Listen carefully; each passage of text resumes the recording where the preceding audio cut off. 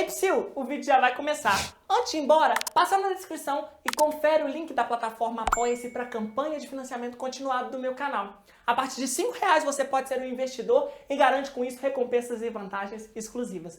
Passa lá! Olá, sejam todos muito bem-vindos ao nosso mini curso Choro, História e Evolução.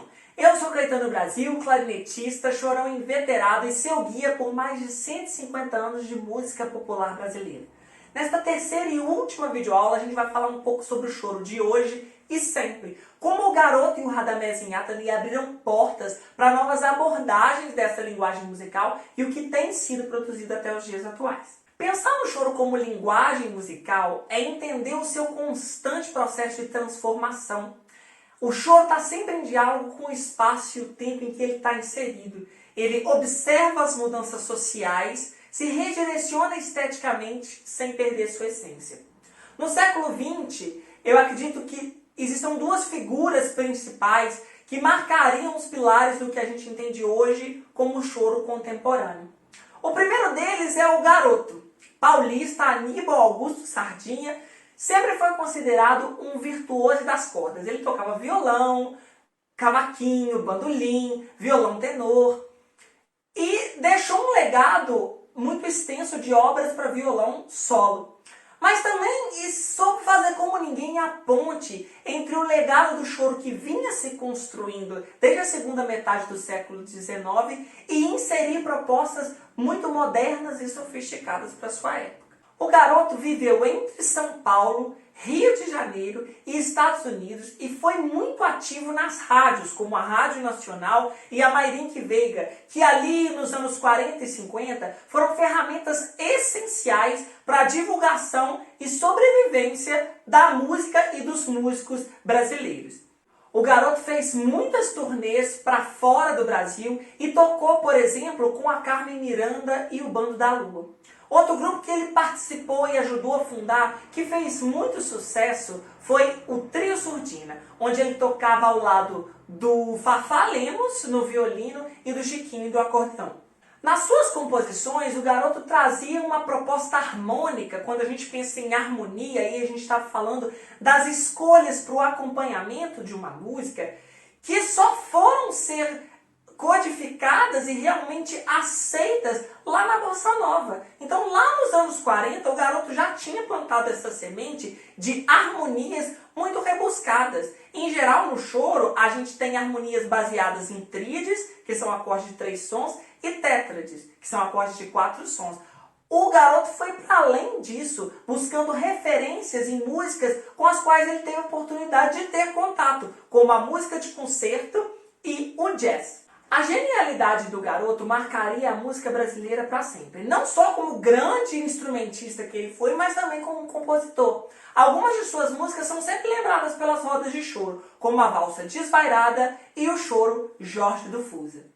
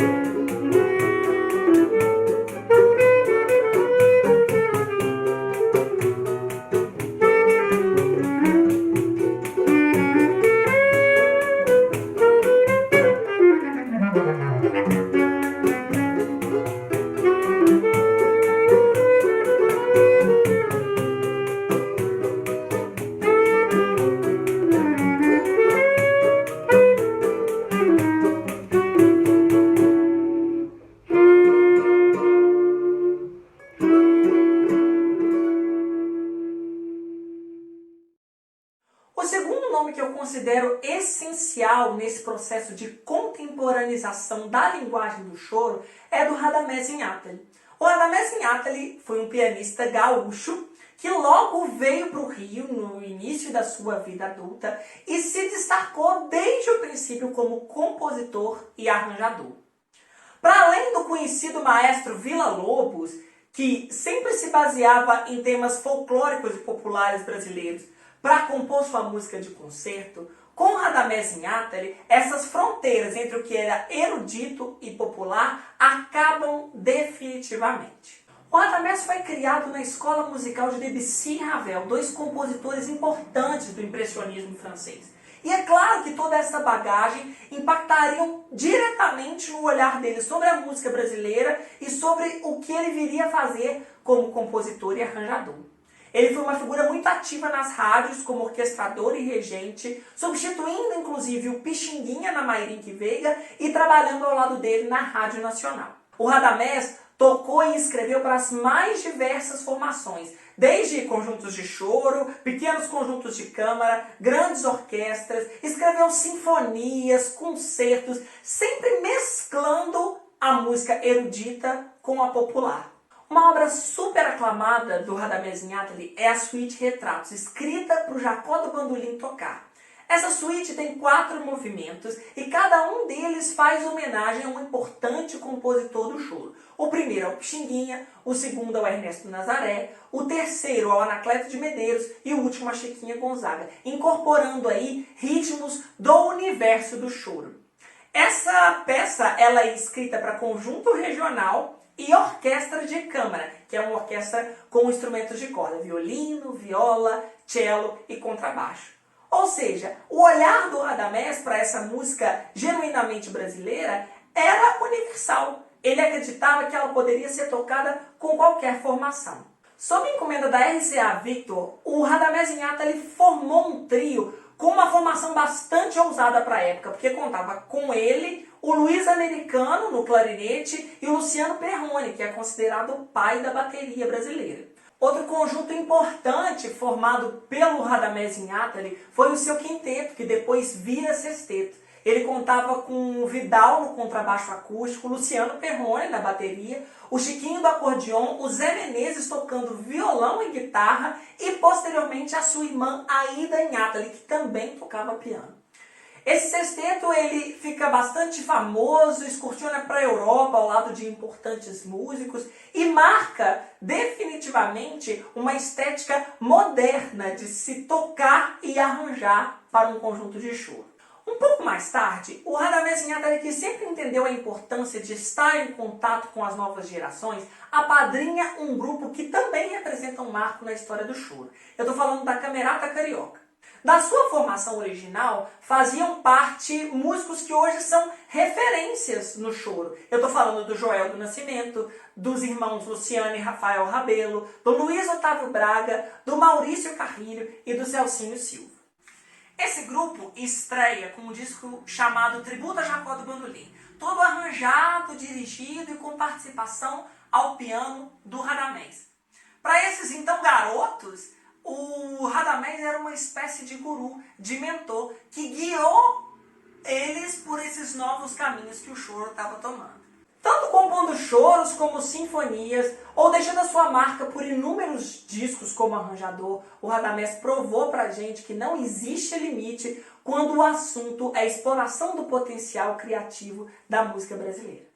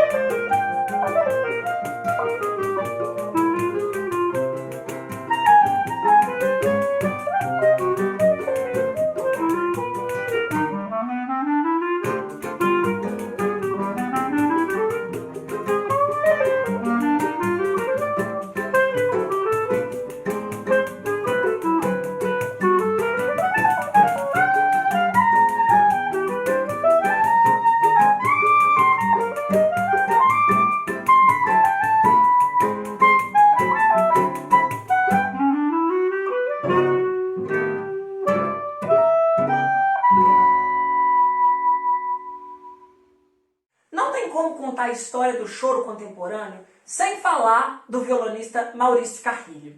O Maurício Carrilho foi aluno do Meira, o Jaime Flores, que foi violonista do Regional de Canhoto e estava no grupo Carioquinhas no Choro, que lançou tanto ele quanto músicos como Celcinho Silva, Luciana Rabelo e Rafael Rabelo, que depois fizeram parte da Camerata Carioca com o Radamés. O Maurício Carrilho é com certeza o músico com o maior número de choros compostos. Isso porque ele criou o projeto Anuário do Choro. A cada 4 anos, desde 2005, ele dedica sua energia criativa a compor para cada dia do ano uma música dentro do universo do choro, considerando polcas, valsas, escotes, o que já fez ele passar da marca de 1000 músicas. O Maurício Carrilho tem uma importância muito grande também quanto à transmissão de conhecimento no ambiente do choro.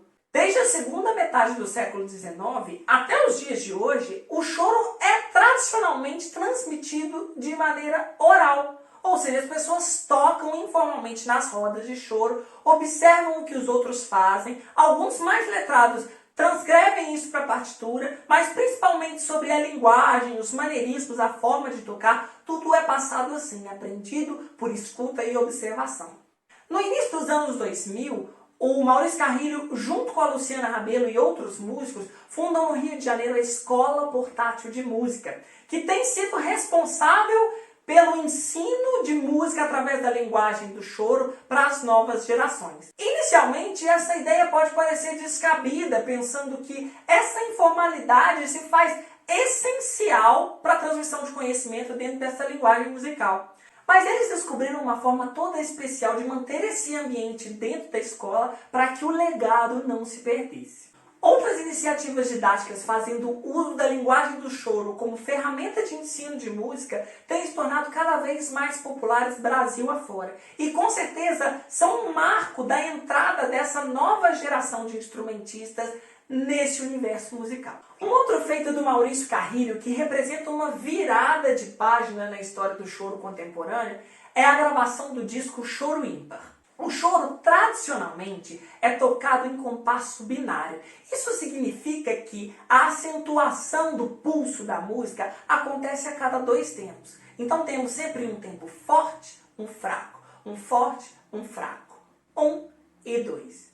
1 e 2. Inspirado numa iniciativa ousada do Cristóvão Bastos, que compôs um choro chamado Os Três Chorões em compasso ternário, o Maurício Carrilho, que estava num ano de Anuário do Choro, resolveu experimentar novas fórmulas. Então, ele começou a acentuar o pulso em 3, em 5, em 7, e isso virou um disco lindamente tocado por músicos da pesada, como o Toninho Carrasqueira, o Nailor Proveta, o Arismar do Espírito Santo, e mostrou pra gente mais e mais possibilidades dentro da linguagem do choro.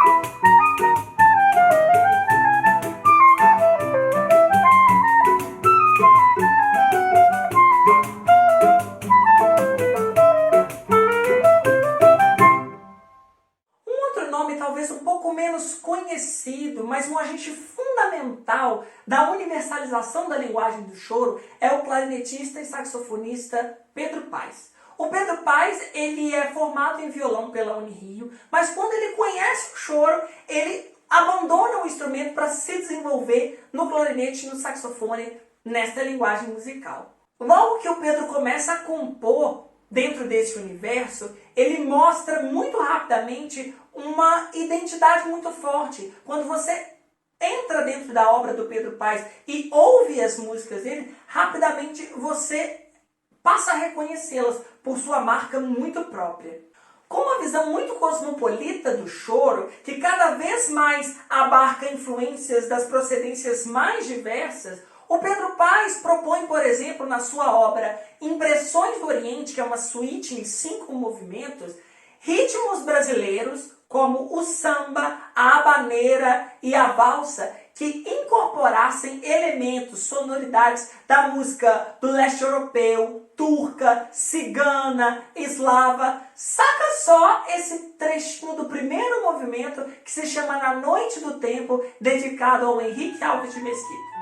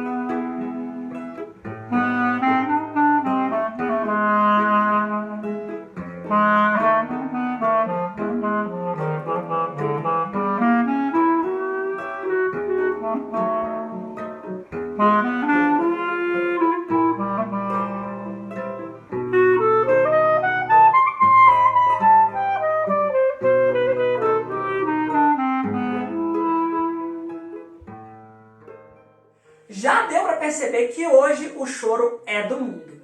Em 77, foi fundado em Brasília o primeiro Clube do Choro. Só que a moda pegou e foi se espalhando por todo o território nacional.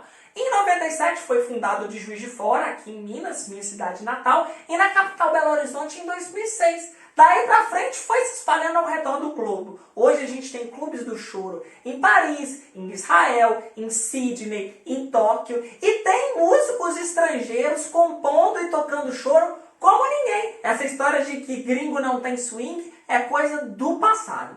A clarinetista israelense Anat Cohen talvez seja uma das principais divulgadoras do choro fora do Brasil. Para ela, o choro é uma combinação perfeita da música clássica, por exigir técnica apurada e interpretação, e do jazz, por toda a liberdade de improvisação que o choro proporciona. Também de Israel a gente pode citar as flautistas Salit Lahav, Hadar Neuberg, o pianista Roi. Dos Estados Unidos a gente pode falar do guitarrista Howard Oden. Do Japão a gente pode falar da flautista Naomi Kumamoto, da pianista Sachiko Ito.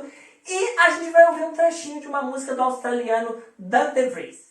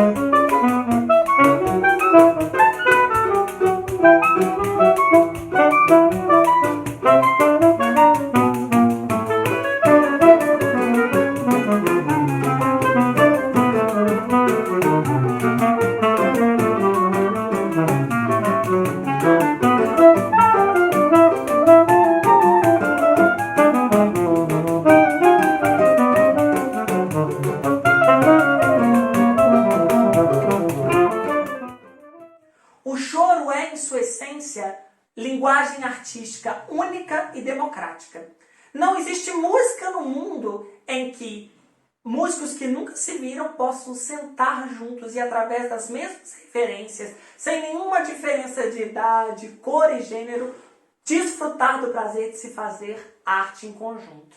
O choro é das joias mais preciosas da cultura mundial. Eu me despeço de vocês com a minha composição Kopanica, uma música em forma de choro inspirada no ritmo da Bulgária. Eu espero do fundo do coração que vocês tenham curtido as videoaulas desse mini curso e que essa música maravilhosa e orgulhosamente miscigenada siga nos conectando por aí. Um beijo grande e viva o choro!